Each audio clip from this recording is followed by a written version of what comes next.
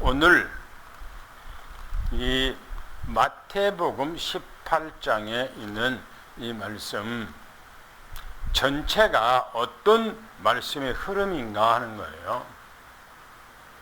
이 말씀의 흐름은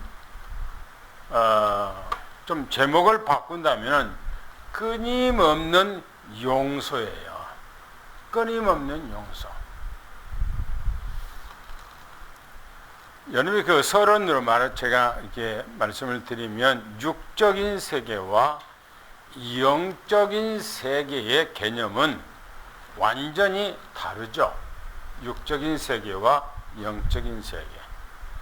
그 말은 사람의 생각과 하나님의 생각과는 완전히 다르다라고 하는 거예요. 말씀을 믿음으로 가지고 생활하는 우리들과 하나님의 생각은 달라요. 사람들의 생각과 그 개념은 종교적인 편향적인 사고 의식 속에서 잠재되어 있어요. 우리 인간이 생각이 그렇습니다. 그래서 종교적으로 무엇인가를 해야 된다. 우리가 뭔가를 해야 된다라고 그렇게 생각을 해요. 그런데 하나님은 그보다 더 용서해주고 이해해주고 사랑해주고 배려를 베푸는 것을 더 중요하게 생각을 하셔요. 주님께서는. 그래서 오늘 이 본문 전체가 용서입니다. 용서. 얼마나 우리가 용서를 해야 되는가 하는 거예요. 근데 사람은 용서가 한계가 있잖아요. 한계. 나도 그래요. 나도. 한계가 있어요. 용서해 주는 게. 근데 하나님은 네 한계를 넘어서라고 얘기해요. 우리 한계를 넘어서라고 얘기해요. 본문에 보면 이렇게 말합니다. 1절부터 14절까지 보면 한 영혼의 가치, 그 한 영혼을 구하기 위해서 바로 끊임없는 용서를 해줘라. 그렇게 말하고 있어요.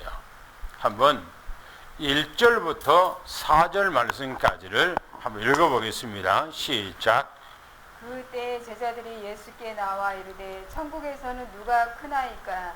예수께서 한 어린아이를 불러 그들 가운데 세우시고 이르시되 진실로 너희에게 이르노니 너희가 돌이켜 어린아이들과 같이 되지 아니하면 결단코 천국에 들어가지 못하리라. 그러므로 누구든지 이 어린아이와 같이 자기를 낮추는 사람이 천국에서 큰 자니라. 제자들의 관심은 무엇에 대한 관심이죠? 오늘 본문의 내용 가운데 보면 누가 더 크냐? 누가 더 높냐? 이런 것에 대한 관심이 많아요. 제자들도 사람이기 때문에 똑같아요. 우리하고 똑같아. 생각하는 게. 베드로가 예수님 앞에 와서 질문합니다. 주님, 천국에서는 누가 큽니까? 라고 물어봤어요. 그 주님께서는 그 베드로의 질문을 받고 다른 쪽으로 설명하시는 거예요. 보세요. 어린 아이 하나를 예수님께서 불러서 예수님 앞에 세웠어요. 예수님께서. 그러면서 말하기를 진실로 너희에게 이르노니 너희에게 말하노니 너희가 돌이켜 이 어린아이들과 같이 되지 아니하면 결단코 천국에 들어가지 못하리라 그랬어요. 어린아이와 같이 되지 아니하면 그랬어요. 어린아이는 어떻습니까? 동기가 없어요, 어린아이는. 그리고 어린아이는 단순해요. 단순해. 그 어린아이는 교만하지를 않아요. 교만하지를 않아요. 그래서 주님께서 이 어린아이 같이 되지 아니하면 그러세요. 어린아이 같이 되지 않으면. 그럼 성경이 말이 틀리지 않습니까? 영접만 하면은 구원받는다고 했는데 또 어린아이 같이 되지 않으면 천국에 못 간다는 말이 무슨 말입니까? 이 어린아이 같이 되지 아니하면 주님을 온전히 안 믿는 거예요. 안 믿는 거예요. 그래서 주님께서 그런 의중으로 말씀하는 거예요. 그러면서 말하기를 누구든지 이 어린아이 같이 자기를 낮추는 사람은 천국에서 크다. 자기를 낮추는 자. 또 다른 곳에서는 어린아이를 말하면서 주님께서 뭐랍니까? 다른 이 어린아이 똑같이 얘기를 하면서 주님께서는 다른 쪽으로 말씀을 또 하신단 말이에요. 어린아이가 얼마나 중요한가. 그런데 왜 주님께서 어린아이 하나를 불러놓고 얘기를 하고 있을까요? 이 어린아이는 자기를 낮추고 자기를 비우고 자기를 겸손하게 하고 하는 것을 얘기를 하는데, 그런데 성경에 보면은 어린아이는 숫자에 들어갑니까? 안 들어갑니까? 안 들어가요. 숫자에. 쉽게 말하면 숫자에 안 들어간다고 하는 것은 미천하다 이 말이에요. 미천하다. 그런데 이 미천한 어린아이 하나의 영혼이 얼마나 중요한 줄 아냐. 지금 그런 얘기 하고 싶어서 주님께서 그 말씀을 하는 거예요. 미천한 어린아이 한다 할지라도 이 생명의 가치가 얼마나 큰 줄 아냐 하는 것을 말씀하는 거예요. 한번 이어서 5절부터 14절까지를 한번 읽어보세요. 뭐라고 거기서는 기록하고 있는가요? 시작. 또 누구든지 내 이름으로 이런 어린아이 하나를 영접하면 곧 나를 영접하느니 누구든지 나를 믿는 이 작은 자 중 하나를 실족하게 하면 차라리 연자 맷돌이 그 목에 달려서 깊은 바다에 빠뜨려지는 것이 나으니라. 실족하게 하는 일들이 있음으로 말미암아 세상에 화가 있도다. 실족하게 하는 일이 없을 수는 없으나 실족하게 하는 그 사람에게는 화가 있도다. 만일 내 손이나 내 발이 너를 범죄하게 하거든 찍어내버리라. 장애인이나 다리 저는 자로 영생에 들어가는 것이 두 손과 두 발로 가지고 영원한 불에 던져지는 것보다 나으니라. 만일 내 눈이 너를 범죄하게 하거든 떼어내버리라. 한눈으로 영생에 들어가는 것이 두 눈을 가지고 지옥불에 던져지는 것보다 나으니라. 삼가 이 작은 자 중에 하나도 없인 여기지 말라. 너희에게 말하노니 그들의 천사들이 하늘에서 하늘에 계신 내 아버지의 얼굴을 항상 배웁느니라. 너희 생각에는 어떠하냐? 만일 어떤 사람이 양 100마리가 있는데 그 중에 하나가 길을 잃었으면 그 99마리를 산에 두고 가서 길 잃은 양을 찾지 않겠느냐? 진실로 너에게 이르노니 만일 찾으면 길을 잃지 아니한 99마리보다 이것을 더 기뻐하리라. 이와 같이 이 작은 자 중에 하나라도 잃는 것이 하늘에 계신 너희 아버지의 뜻이 아니니라.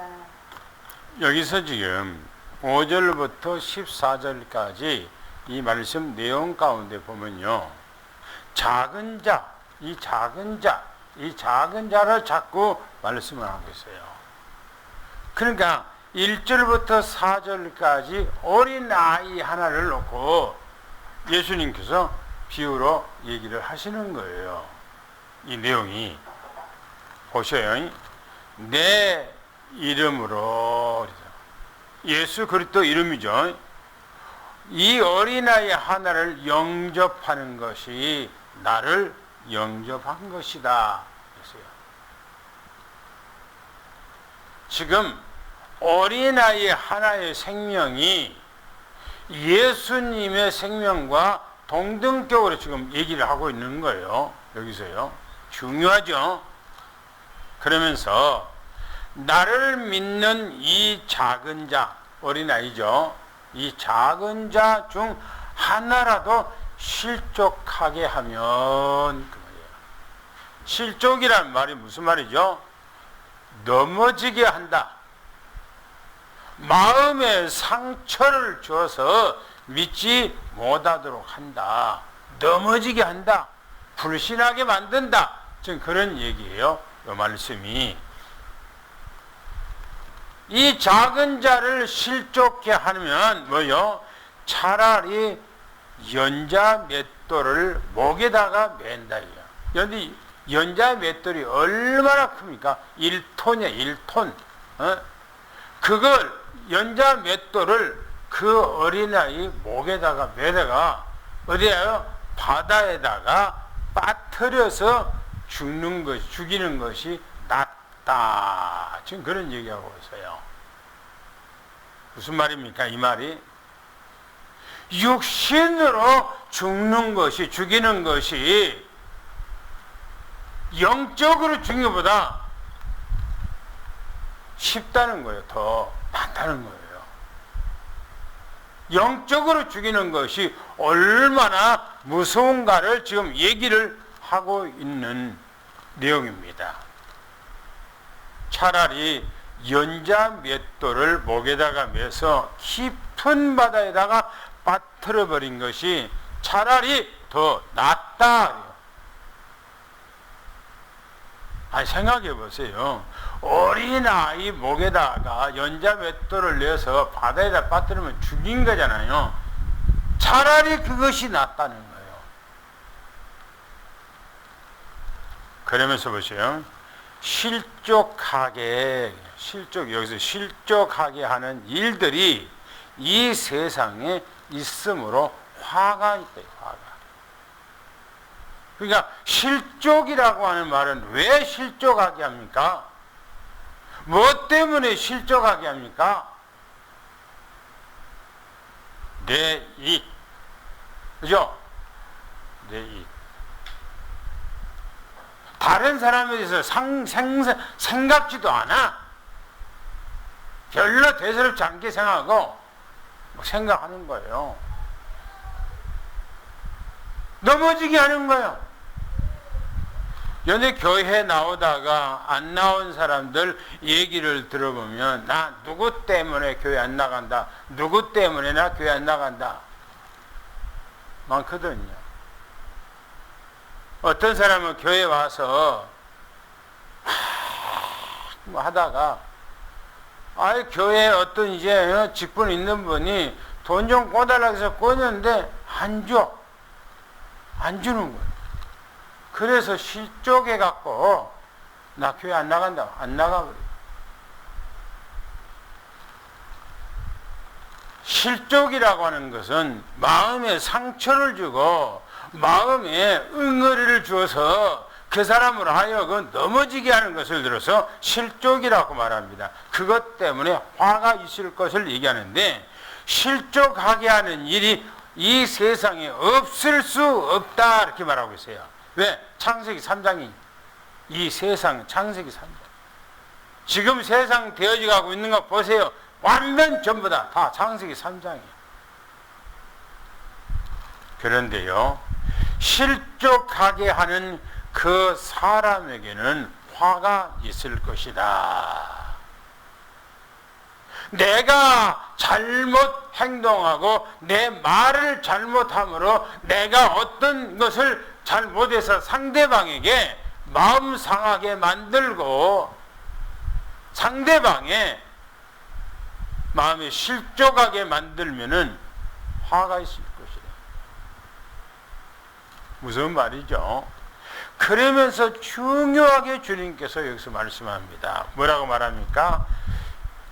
만일 내 손이나 내 발이나 내 눈으로 실족하게 하거든. 그랬어요. 네 발이 실족하게 한다면 네 발 잘라버리라. 네 손이 범죄를 하냐? 그러면 손 잘라버리라.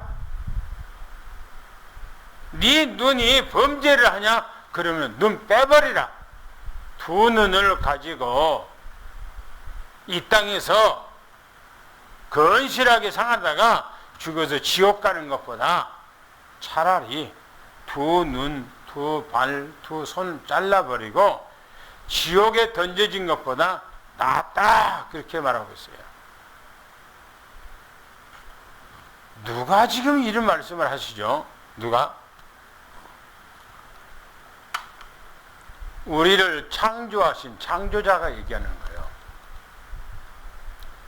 세상의 처음과 세상의 마지막을 다 알고 그것을 설계하고 그것을 진행하고 있는 그 분 당사자가 얘기를 하고 있는 거예요.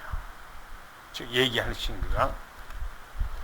그러면서 말하기를 삼가 이 작은 자 중에 하나도 업신여기지 말래요. 어린아이 하나도 업신여기지 말해요. 성경에 그런 말씀을 하잖아요. 어린 아이들이 예수님 앞에 부모가 데리고 온다마요, 복받기 위해서. 그러니까 제자들이 뭐라고 얘기합니까? 제자들이 여기 오지 말라고, 좀 바쁘다고. 그러니까 막 오지 말라니까 예수님께서 역정을 내시면서 어린아이가 내게 오는 것을 왜 금하고 있냐? 금하지 마라! 라고 그렇게 말씀하고 있잖아요. 그렇게. 응?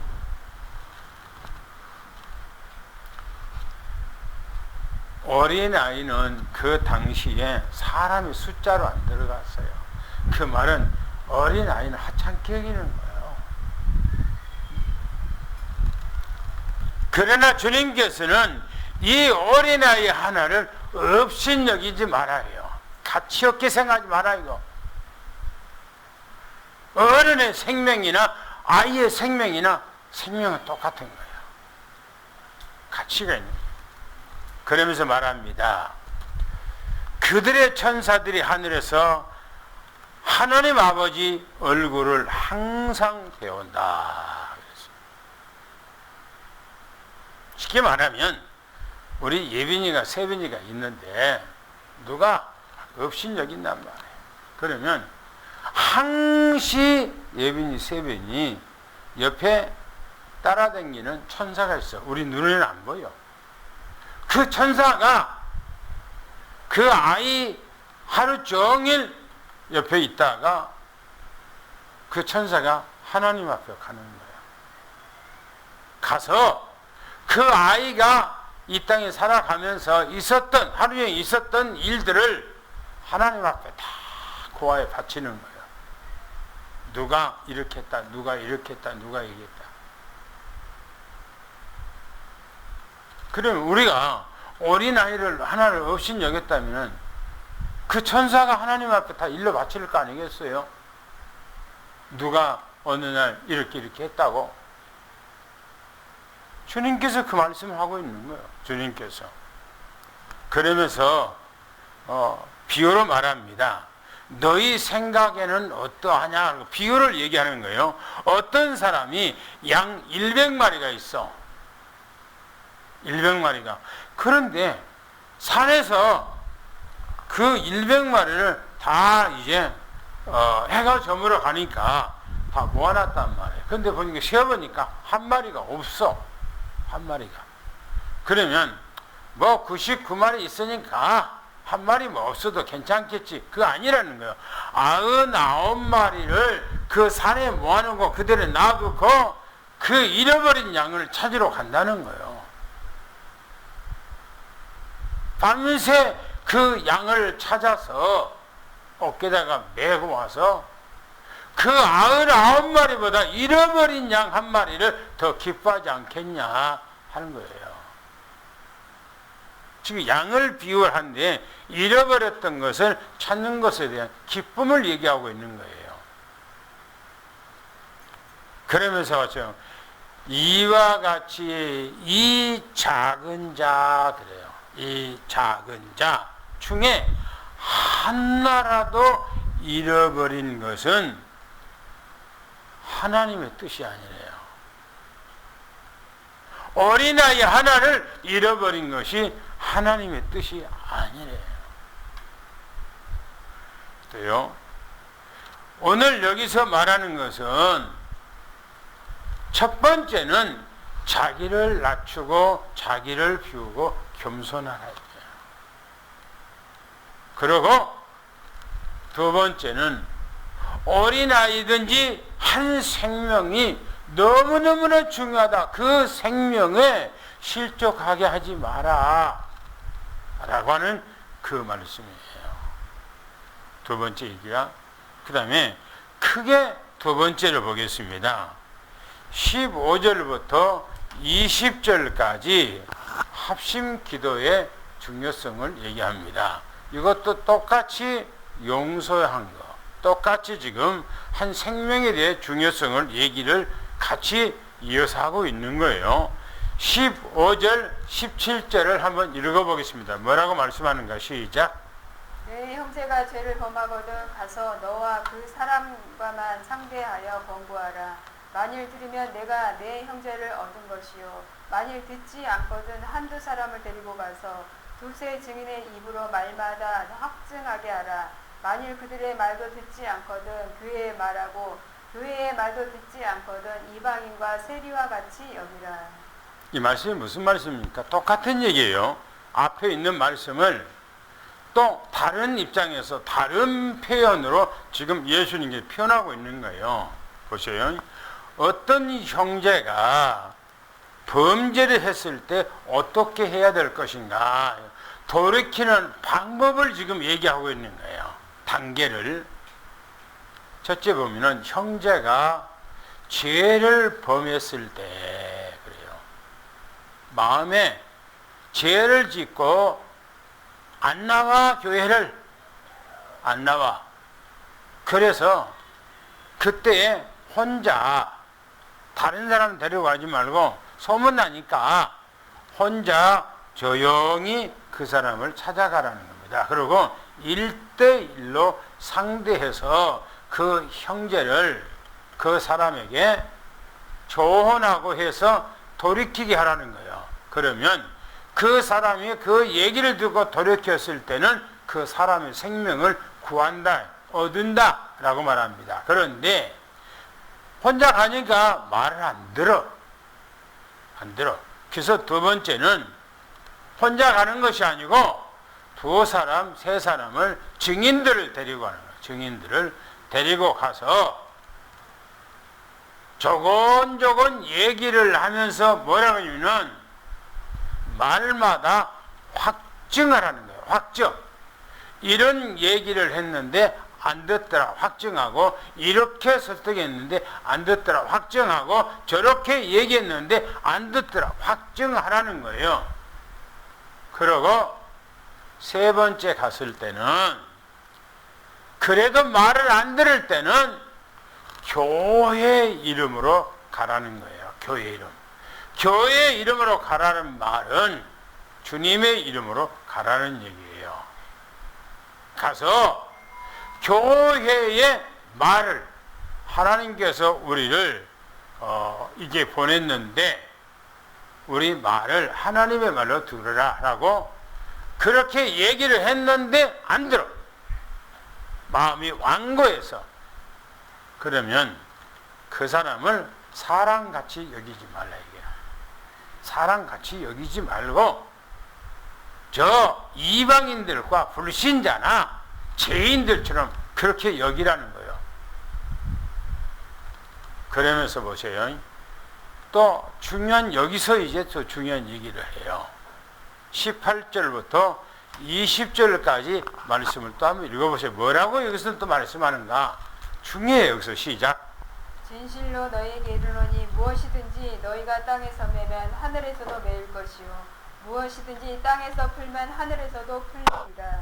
진실로 다시 너희에게 이르노니 너희 중에 두 사람이 땅에서 합심하여 무엇이든지 구하면 하늘에 계신 내 아버지께서 그들을 위하여 이루게 하시리라.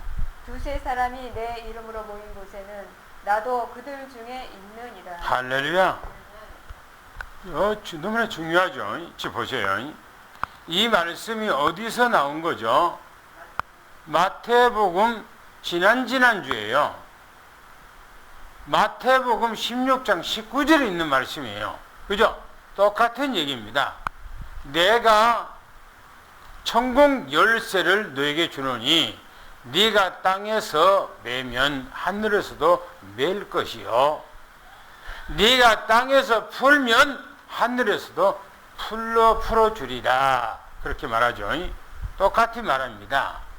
무엇이든지 너희가 땅에서 매면 하늘에서도 맬 것이고, 무엇이든지 땅에서 풀면 하늘에서도 풀어주리라. 그렇게 말합니다.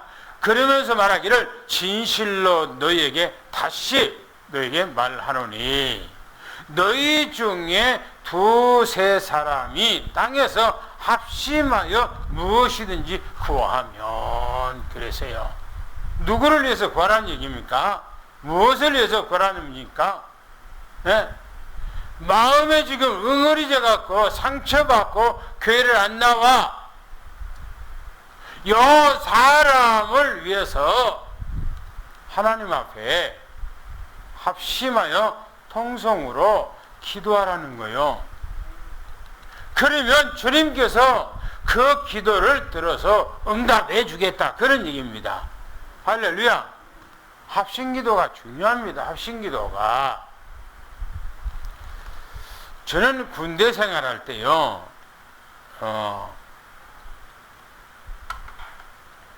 안전군장을 하고 이렇게 가는 거예요. 안 그러면은 밤에 이제 매복수로 가는 거예요. 밤에 산에. 낮에 이제 가잖아요. 가면은 총을 들고 이렇게 가다가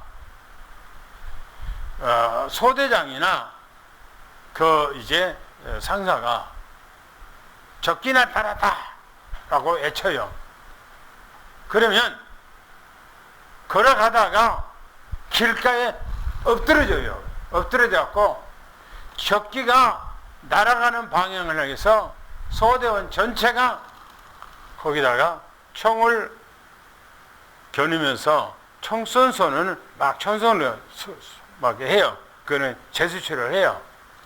비행기가 왔을 때에 소대원들이 비행기 1.5배 앞에다가 이렇게 총을 쏘면은 비행기가 날아와서 그걸 이제 맞는다는 거예요. 1.5배. 그게 뭐냐면 함흥 사격이라고 그렇게 했거든요. 군대에서 함께 그 타켓을 향해서 소대원이, 중대원이 그렇게 총을 겨눠서 쏘는 거예요. 뭡니까? 합심하여서 그 제목을 놓고 기도하면 하나님께서 해결해 주신다는 거예요. 할렐루야. 할렐루야.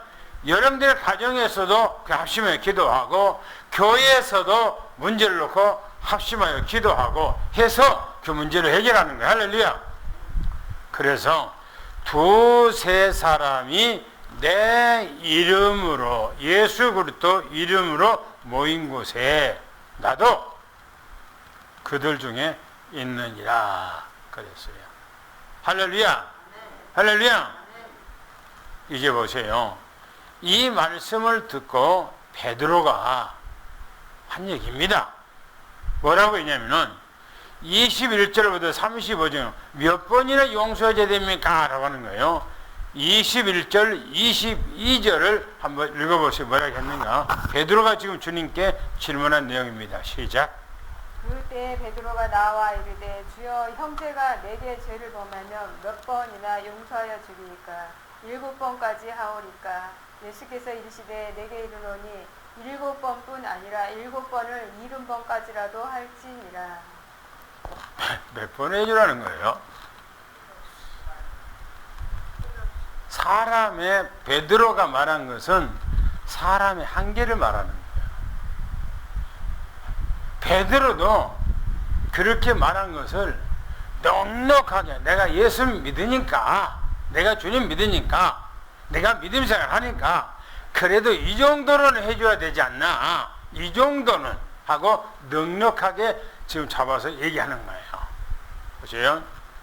베드로가 지금 예수님의 쭉 메시지의 설명을 들으면서 형제가 4개 잘못했어요. 4개 잘못했으면 내가 몇 번을 그 사람을 용서를 해줘야 됩니까? 7번까지 해줘야 합니까? 내가 봤을 때는 7번도 많이 해준 거라고 생각해요. 한번 생각해보면 돌이켜보세요. 여러분들이 가정에서 아니면 여러분들이 직장에서 여러분들이 사람들하고 관계에서 여러분들에게 실수를 했어요. 마음에 큰 상처를 줬어. 내 마음에 어떤 기스가 났어. 마음이 아파. 그런데 그 사람을 용서해주고, 아니 용서해줬는데 또 와서 또 안 해. 또 용서해줬어. 또 와서 용서했는데 또 하는 거예요. 성질 나잖아요. 사람을 어떻게 보고 그러냐고 하겠잖아요. 근데 베드로는 7번까지 용서를 해줘야 합니까? 이 말은 인간의 한계성을 지금 얘기하고 있는 거예요. 근데 보세요. 주님은 뭐라고 말씀하시는가? 7번 아니라, 7번만 아니라 7번을 70번이라도 하라 그랬어요. 그런데 7번을 70번을 계산을 해보세요. 몇 번이에요? 77은 49. 몇 번이에요? 70번이니까 아마 77은 49는 490번, 한 500번 하라는 얘기인가? 그럼 무슨 말입니까? 끊임없이 용서해 줘라. 여러분, 마음의 상처를 내게 입혔을 때 내가 용서를 해줄 때는 내 안에, 내 마음에 간쓸개를 내놔야 돼. 그죠? 간쓸개를 내놔야죠. 사람들이 봤을 때, 옆에 있는 사람 봤을 때, 저 친구가 자꾸 상처를 준단 말이에요. 그런데 옆에 있는 친구가, 야, 너는 쓸개도 없냐? 너는 간도 없냐? 아니, 그걸 참고 있어. 같이 싸워야지. 라고 하지 않겠어요? 얼마든지 그러죠. 그런데 주님께서는 뭐라면은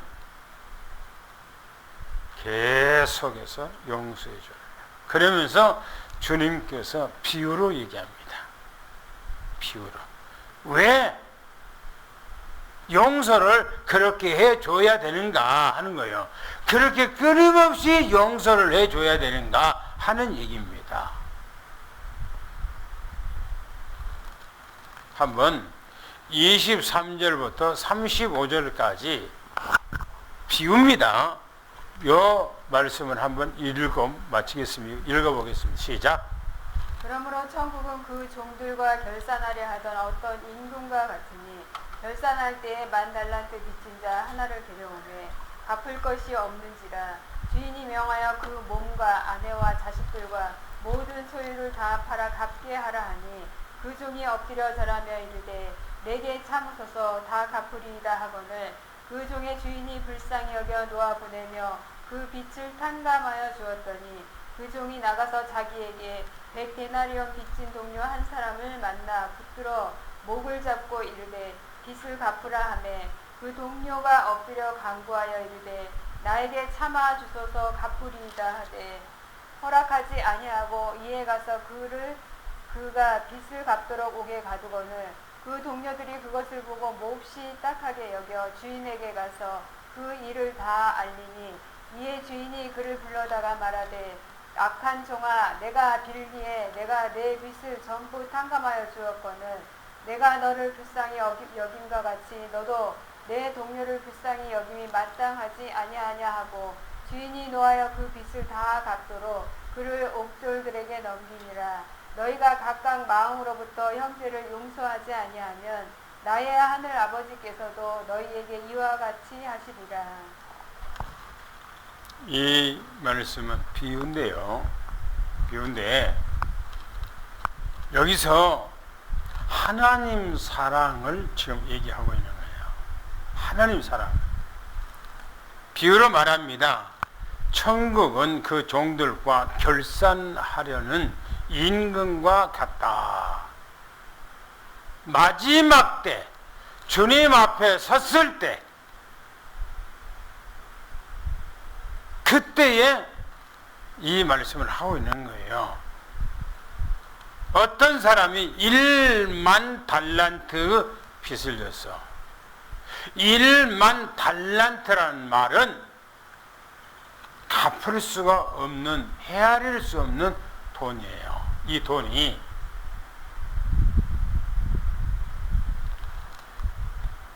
주인이 그 사람을 불러다가 1만 달란트를 빨리 갚으라 하니까 예, 갚겠습니다.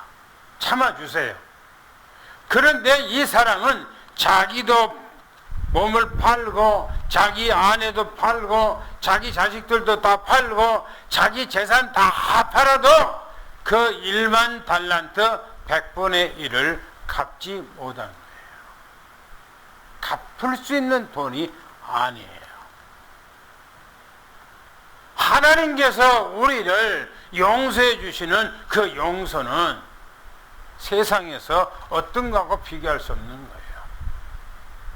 우리는 하나님 앞에 1만 달란트보다 더 무거운 죄를 우리가 졌단 말이에요. 빚을 졌어. 주인이 너무너무나 딱하게 여기고 1만 달란트 빚진 사람을 탕감해 줬어. 오늘부터 너 모든 빚을 내가 탕감해 주마 하고 탕감해 줬어. 그 사람은 가벼운 마음으로 그 집에서 나오는 거예요. 나오는데 그 집에서 나오자마자 자기에게 100데나리온이에요. 그 100데나리온은 노동자가 100일 동안 일한 품삯이에요. 그 100데나리온을 구워갔는데 안 줬어. 그러니까 1만 달란트 탕감받은 사람이 자기에게 빚을 가지고 갔던 사람이 안 주는데 그 사람을 만났단 말이에요. 그 앞에서 이라봐. 왜 내 빚을 안 줘? 왜 안 갚아? 하고 그 사람 멱살을 성경에 보니까 뭐라고 그러냐면 여기서 멱살을 잡았다. 멱살을 딱 잡고 흔들면서 그 땅에다가 패대기를 쳐버린 거야. 이 새끼가 돈 갖고 간 지가 언젠데. 그것도 미루는 것이 한두 번이지. 알겠습니다. 금방 갚겠습니다. 용서해 주세요. 조금만 참아주면 갚겠습니다. 그 사람을 패대기 치고 질근질근 받고 돈을 갚을 때까지 감옥에다가 쳐 넣어버렸어. 이 달란트 1만 달란트 빚진 사람. 이 말은 하나님으로부터 우리는 용서받을 수 없는 어마어마한 죄를 탕감받은 거예요. 그런데 네 삶 속에서 인간과 인간의 죄는 허물 아무것도 아니에요. 그런데 조그만 그 허물을 네에게 오히려 상처를 줬다고 그래서 용서 안 해주고 미워하고 때리고 막 그러냐 이거예요. 그러지 말라는 거예요. 그래서 옆에 있는 동료들이 그걸 보고 1만 달란트 탕감해줬던 그 주인한테 찾아간 거예요.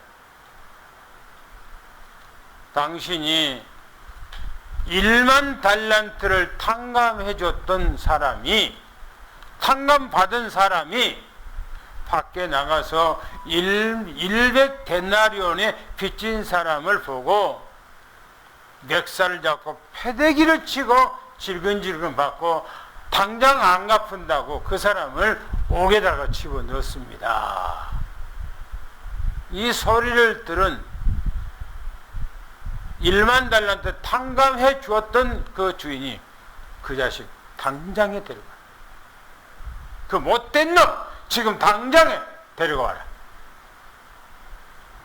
그 싸가지 없는 놈 당장에 데려가라 하고 그 사람을 불러다가 내가 너희에게 갚을 수 없는 1만 달란트를 탕감해 주지 않았느냐? 그러면 너도 나가서 너한테 빚을 졌던 사람을 탕감해 주는 것이 옳은 것이 아니냐? 근데 왜 그 사람이 탕감해 주지 않을 뿐만 아니라 길가에서 패대기를 치고 감옥에다가 집어넣냐? 내가 너에게 탕감해 줬던 그것을 오늘부로 다시 회수해서 너 1만 달란트를 당장에 갚으라 하고 그 사람을 갚도록 옥에다가 집어넣었다는 겁니다. 그러면서 말하기를, 결론으로 말합니다. 너희가 마음으로부터야, 마음으로부터. 우리는 입으로는 얼마든지 용서했다, 내가 그 사람 용서했어 라고 입으로는 말할 수 있어요. 그러나 내 마음 한 구석에는 뻥 하고 그것을 담아놔. 어느 날 용서해줬다는 것이 용서가 안 되고 속에서 확 또 튀어나오는 거예요. 속에서. 왜? 마음에 담고 있어요. 그래서 주님께서 마음으로부터요, 네 마음으로부터 형제를 용서하지 아니하면은 하늘 아버지께서도 너를 용서하지 않으리라. 오늘 전체 내용이 뭡니까? 끊임없는 용서, 한없는 용서. 할렐루야, 할렐루야. 이번 주부터, 아니면은 또 우리가 이 여름에 불쾌 지수가 높아요. 짜증부리가 쉽거든요. 그럴 때마다 우리는 비워요. 나를 비우고 낮추고 겸손하고 그렇게 하면서 상대방을 용서해주고 이해해주고 포용해주는 그런 포근한 믿음 있는 우리가 되기를 예수는 축원합니다.